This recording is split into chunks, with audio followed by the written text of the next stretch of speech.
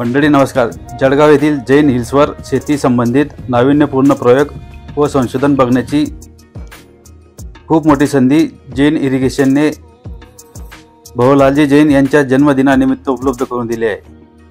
10 डिसेंबर 2023 ते 15 जानेवारी 2024 पर्यंत शेतकऱ्यांना या महोत्सवामध्ये हायटेक शेतीचा नवा मार्ग शोधता येणार आहे. कृषी क्षेत्रातील नव्याने विकसित झालेले तंत्रज्ञान शेतकऱ्यांपर्यंत पोहोचवण्याच्या उद्देशाने सदरचा उपक्रम जैन इरिगेशनतर्फे राबवला जात आहे.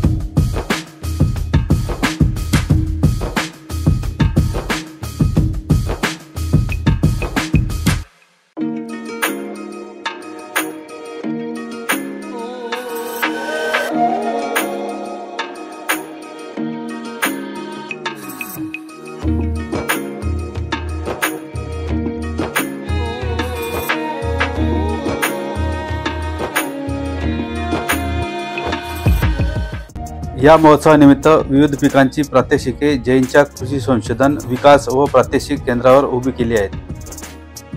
हायटेक शेतीचा नवा ओंकार असलेल्या जैन हिल्सवरील कृषी महोत्सवात गादी वाफ्यावर ठिबक संच बसवून एक डोळा पद्धतीने ऊसाची लागवड, क्रॉप कव्हरसह क्रॉप कुलिंग यंत्रणा, तापमान वाढीव नियंत्रणासाठी मिस्टर स्प्रिंकलर यंत्रणा, कापूस पिकात ठिबक मल्चिंग आणि गादी वाफ्याचा त्रिवेणी संगम, तसेच आंबा, चिकू, पेरू, सीताफळ, मोसंबी, संत्रा या फळपिकांची अतिसघन पद्धतीने गादी वाफ्यावर ठिबक सिंचन संच बसवून केलेली लागवड शेतकऱ्यांना बघता येणार आहे.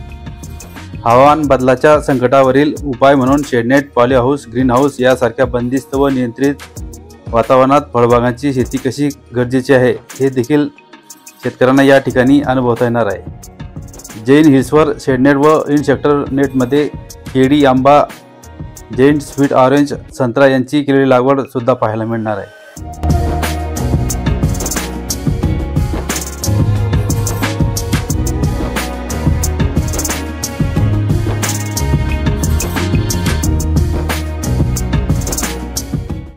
ठिबक गादीवाफा मल्चिंगवर पांढऱ्या व लाल रंगाच्या कांद्याच्या 15 जाती, लसणाच्याही 10 जाती, हळदीच्या एकूण सुमारे 19 जातींसह पपईच्या 5 जातींची लागवड कृषी महोत्सवाच्या निमित्ताने शेतकऱ्यांना जैन हिल्सवर अभ्यासता येणार आहे.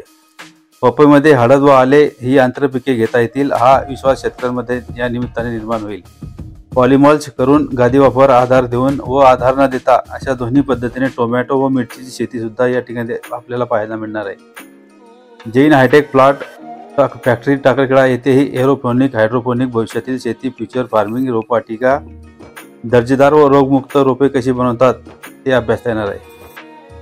परिश्रम समोर वेगवेगळ्या प्रकारचे ठिबक सिंचनाचे प्रात्यक्षिक व अद्ययावत साधन सामुग्री व कृषी उपयुक्त अनेक अवजारे या ठिकाणी पाहता येणार आहे. चला तर मग भेट देऊया जैन हिल्सवरील कृषी महोत्सवाला.